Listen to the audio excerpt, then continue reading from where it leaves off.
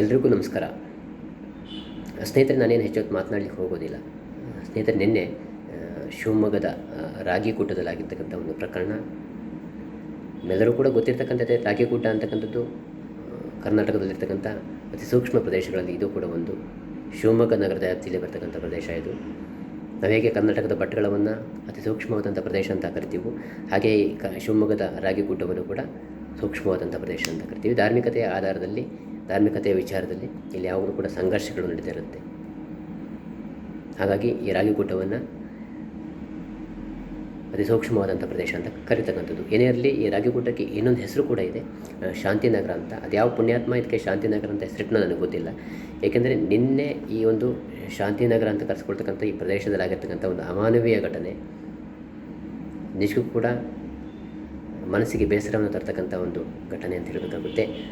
ಆ ಒಂದು ಪ್ರದೇಶದಲ್ಲಿ ವಾಸ ಇರ್ತಕ್ಕಂಥ SC/ST ಸಮುದಾಯದವರೇ ಇರ್ತಕ್ಕಂಥ, ದಲಿತ ಸಮುದಾಯದವರೇ ಇರ್ತಕ್ಕಂಥ, ಅವರು ನಿರ್ಮಾಣ ಮಾಡಿಕೊಂಡಿರ್ತಕ್ಕಂಥ ಒಂದು ದೇವಸ್ಥಾನದ ಮೇಲೆ ದರ್ಪವನ್ನು ತೋರಿಸಿರ್ತಕ್ಕಂಥದ್ದು, ಅವರಿಗೆ ಬೆದರಿಕೆಯನ್ನು ಹಾಕಿರ್ತಕ್ಕಂಥದ್ದು, ಅಷ್ಟು ಸಾಲದಂಥ ಅಲ್ಲಿದ್ದಂಥ ದೇವರ ವಿಗ್ರಹದ ಮೇಲೆ ದರ್ಪವನ್ನು ತೋರಿಸಿರ್ತಕ್ಕಂಥದ್ದು, ಅಲ್ಲಿದ್ದಂಥ ನಾಗ ದೇವತೆಯನ್ನು ಎತ್ತಿ ಬಿಸಾಕಿರ್ತಕ್ಕಂಥದ್ದು, ಅಲ್ಲಿದ್ದಂಥ ಗಣೇಶನ ವಿಗ್ರಹದ ಮೇಲೆ ಶೂಕಾಲನಿಟ್ಟು ದರ್ಪವನ್ನು ಮೆರೆದಿರ್ತಕ್ಕಂಥದ್ದು.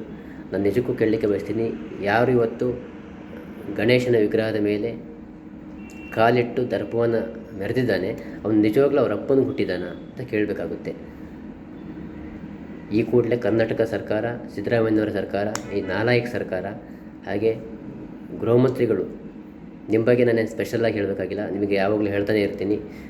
ನೀವು ಹೇಳ್ತಾ ಇರ್ತೀರ, ಡಾಕ್ಟರ್ ಜಿ ಪರಮೇಶ್ವರ್ ಅವರು, ಇದೊಂದು ಸಣ್ಣ ಘಟನೆ, ಇದೊಂದು ಸಣ್ಣ ಘಟನೆ. ನಾಳೆ ಇಂತಹ ಒಂದು ಘಟನೆಗಳು ಏನಾದರೂ ದೊಡ್ಡ ಮಟ್ಟದಲ್ಲಿ ಏನಾದರೂ ಅನಾಹುತಕ್ಕೆ ಕಾರಣ ಆದರೆ ಇದಕ್ಕೆ ಕರ್ನಾಟಕದಲ್ಲಿರ್ತಕ್ಕಂಥ ಸಿದ್ದರಾಮಯ್ಯನವರೇ, ನಿಮ್ಮ ಸರ್ಕಾರನೇ ಹೊಣೆ ಹಾಕಬೇಕಾಗುತ್ತೆ. ಗೃಹ ಸಚಿವರೇ, ಪರಮೇಶ್ವರ್ ಅವರೇ, ನೀವೇ ಹೊಣೆ ಹಾಕಬೇಕಾಗುತ್ತೆ. ಹಾಗೆ ಕರ್ನಾಟಕದ ಪೊಲೀಸ್ ಇಲಾಖೆ, ಇದಕ್ಕೆ ನೀವು ಜವಾಬ್ದಾರಿಯನ್ನು ಹೊರಬೇಕಾಗುತ್ತೆ. ಹಾಗಾಗಬಾರ್ದು ಅಂದರೆ ಈ ಕೂಡಲೇ ಇಂಥ ಒಂದು ವಿಚಾರದಲ್ಲಿ ಎಚ್ಚೆತ್ತುಕೊಳ್ಳಿ. ಯಾರಿವತ್ತು ಧಾರ್ಮಿಕತೆಯ ವಿಚಾರದಲ್ಲಿ ಈ ರೀತಿ ಕೋಮು ಸೌಹಾರ್ದತೆಯನ್ನು ಕೆಡಿಸ್ತಾ ಇರ್ತಕ್ಕಂಥ ಪ್ರಿಯಾಂಕ ಖರ್ಗೆ ಅವರೇ, ಖಾಲಿ ಭಾಷಣ ಮಾಡೋದಲ್ಲ, ಇಂಥ ಒಂದು ಪ್ರಕರಣದಲ್ಲೂ ಕೂಡ ನೀವು ಗಮನವನ್ನು ಇಡಿ. ಕೇವಲ RSSನ ವಿಚಾರವಾಗಿ ಮಾತನಾಡಿದರೆ ಏನು ಪ್ರಯೋಜನ ಇಲ್ಲ. ಇಲ್ಲೂ ಒಂದಷ್ಟು ಗಮನವನ್ನು ಇಡಿ. ಅನುಕೂಲಕ್ಕೆ ನಿಮ್ಮ ರಾಜಕೀಯ ಬೇಳೆಯನ್ನು ಬೇಯಿಸ್ಕೊಳ್ಳೋಕ್ಕೆ ಅನುಕೂಲ ಆಗುತ್ತೆ. ನಾಚಿಕೆ ಆಗಬೇಕು ನಿಮ್ಮಗಳಿಗೆ. ಗಣೇಶನ ವಿಗ್ರಹದ ಮೇಲೆ, ತಲೆ ಮೇಲೆ ಶೂಕಾಲಿಟ್ಟು ದರ್ಪವನ್ನು ತೋರಿಸ್ತಾನೆ ಅಂದರೆ, ಕೋಟಿ ಕೋಟಿ ಹಿಂದೂಗಳ ಆರಾಧ್ಯ ದೈವ ಅಂತ ಕರೆಸ್ಕೊಳ್ತಕ್ಕಂಥ, ಮೊದಲು ಪೂಜೆ ಮಾಡ್ತಕ್ಕಂಥದ್ದೇ ನಾವು ಗಣೇಶನಿಗೆ, ವಿನಾಯಕನಿಗೆ. ಅಂಥ ವಿನಾಯಕನ ಮೇಲೆ ಈ ದರ್ಪವನ್ನು ತೋರಿಸಿದ್ದಾರೆ ಅಂದರೆ, ಸರ್ಕಾರ ಈ ಕೂಡಲೇ ಈ ಒಂದು ಪ್ರಕರಣದಲ್ಲಿ ಎಚ್ಚೆತ್ತುಕೋಬೇಕಾಗುತ್ತೆ. ಏಕೆಂದರೆ ನಾವು ಯಾವುದೇ ಧರ್ಮದ ವಿಚಾರದಲ್ಲೂ ಕೂಡ ಕೇವಲ ಇಸ್ಲಾಂ ಆಗಿರ್ಬೋದು, ಕ್ರಿಶ್ಚಿಯನ್ ಧರ್ಮ ಆಗಿರ್ಬೋದು, ಇತರೆ ಧರ್ಮಗಳಾಗಿರ್ಬೋದು, ನಾವು ಎಲ್ಲ ಧರ್ಮವನ್ನು ಕೂಡ ಗೌರವಿಸ್ತೀವಿ. ಹಾಗೆ ನಮ್ಮ ಧರ್ಮದ ವಿಚಾರದಲ್ಲಿ ಯಾರಾದರೂ ಬಂದರೆ ಅದರ ಒಂದು ಪರಿಣಾಮಗಳು ಹೇಗಿರುತ್ತೆ ಅನ್ನೋದನ್ನು ಅವರು ಮನವರಿಕೆ ಮಾಡ್ಕೋಬೇಕಾಗುತ್ತೆ. ಯಾಕೆಂದರೆ ನಿನ್ನೆ ಆಗಿರ್ತಕ್ಕಂಥ ಘಟನೆ ಇದೆಯಲ್ಲ, ನಿಜಕ್ಕೂ ಕೂಡ ಅಪಾಯಕಾರಿ ಘಟನೆ ಅದು. ಗಣೇಶನ ವಿಗ್ರಹದ ಮೇಲೆ ದರ್ಪವನ್ನು ತೋರಿಸೋದು, ಅಹಂಕಾರವನ್ನು ಮೆರೆತಕ್ಕಂಥದ್ದು, ಗಣೇಶನ ವಿಗ್ರಹದ ಮೇಲೆ ಇವರು ಕಾಲಿಡ್ತಕ್ಕಂಥದ್ದು ಅಂದರೆ ಎಂಥ ಮಾನಸಿಕತೆ ಇದೆ ಇವರಿಗೆ, ಎಂತಹ ಒಂದು ಕೀಳು ಮಾನಸಿಕತೆ ಇದೆ ಅನ್ನೋದು ಇಲ್ಲಿ ಅರ್ಥ ಆಗುತ್ತೆ. ಇಂತಹ ವ್ಯಕ್ತಿಗಳು, ಇಂತಹ ಶಕ್ತಿ ಕರ್ನಾಟಕ ಮಾತ್ರ ಅಲ್ಲ, ಇಡೀ ದೇಶಕ್ಕೆ ಅಪಾಯಕಾರಿಯಾಗಿರ್ತಾರೆ. ಧಾರ್ಮಿಕತೆಯ ವಿಚಾರದಲ್ಲಾಗಿರ್ಬೋದು, ದೇಶದ ಭಾವೈಕ್ಯತೆಯ ವಿಚಾರದಲ್ಲಾಗಿರ್ಬೋದು ಅತ್ಯಂತ ಅಪಾಯಕಾರಿಯಾಗಿ ಪರಿಣಮಿಸ್ತಾರೆ.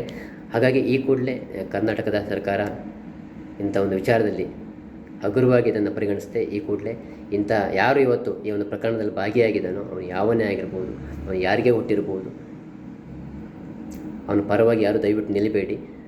ಪ್ರಭಾವಿಗಳು ವೋಟ್ ಬ್ಯಾಂಕ್ ರಾಜಕೀಯವನ್ನು ಮಾಡಲಿಕ್ಕೆ ಹೋಗಬೇಡಿ. ಈ ಕೂಡಲೇ ಅವನು ಯಾರಿದ್ದಾನೆ, ಅವನ ಹಿಂದೆ ಇರ್ತಕ್ಕಂಥವ್ರು ಯಾರು, ಯಾಕೆ ಕೃತ್ಯವನ್ನು ಮಾಡಿದ್ದಾನೆ, ಎಲ್ಲವೂ ಕೂಡ ಬಯಲಾಗಬೇಕು. ನಿಜಕ್ಕೂ ಕೂಡ ಇಂಥ ಪ್ರಕರಣಗಳು ಕರ್ನಾಟಕದಲ್ಲಿ ಮರುಕಳಿಸಬಾರ್ದು. ಯಾಕೆಂದರೆ ಕರ್ನಾಟಕ ಕೋಮು ಸೌಹಾರ್ದತೆಯನ್ನು ಬೆಳೆಸ್ಕೊಂಡಿರ್ತಕ್ಕಂಥ ಒಂದು ಪ್ರದೇಶ. ಹೇಗೆ ನಾವು ಭಾರತವನ್ನು, ನೀವು ಹೇಗೆ ರಾಜಕಾರಣಿಗಳು ಹೊಗಳ್ತಿರಲ್ಲ ಜಾತ್ಯತೀತ ರಾಷ್ಟ್ರ ಅಂತ, ಹಾಗೆ ಎಲ್ಲರೂ ಕೂಡ ಒಟ್ಟಾಗಿ ಹೋಗ್ತಾ ಇರ್ತಕ್ಕಂಥ ದೇಶ. ಇಲ್ಲಿ ಈ ಧಾರ್ಮಿಕತೆಯ ವಿಚಾರದಲ್ಲಿ ಇಂಥ ಪ್ರಕರಣಗಳು ನಡೀಬಾರದು. RSSನವರು, ಬಜರಂಗ ದಳದವರು, VHP ಅವರು ಕೋಮುವಾದಿಗಳು ಅಂತಕ್ಕಂಥ ನಾಲಿಗೆ ಹರಿಬಿಡ್ತಕ್ಕಂಥ ಹಲ್ಕಟ್ಟು ರಾಜಕಾರಣಿಗಳು. ನಿಮಗೆ ನಾನು ಹೇಳ್ತಾ ಇದ್ದೀನಿ, ಮರ್ಯಾದೆಯಿಂದ ಯಾರು ನಿನ್ನೆ ಒಂದು ಪ್ರಕರಣದಲ್ಲಿ ಭಾಗಿಯಾಗಿದ್ದಾನೆ ಅವನ ಮೇಲೆ ಅತ್ಯಂತ ಕಠಿಣ ಕ್ರಮವನ್ನು ಕೈಗೊಳ್ಳಬೇಕು ಅಂತ ನಾನು ಈ ಒಂದು ಸಣ್ಣ ವಿಡಿಯೋ ಕಾರ್ಯಕ್ರಮವನ್ನು ಮಾಡೋ ಮೂಲಕ ನಾನು ಸರ್ಕಾರಕ್ಕೆ ಮಹಾನುಭಾವರಾದಂಥ ಸಿದ್ದರಾಮಯ್ಯನವರಿಗೆ ಆಗ್ರಹಿಸ್ತಾ ಇದ್ದೀನಿ. ನಮಸ್ಕಾರ.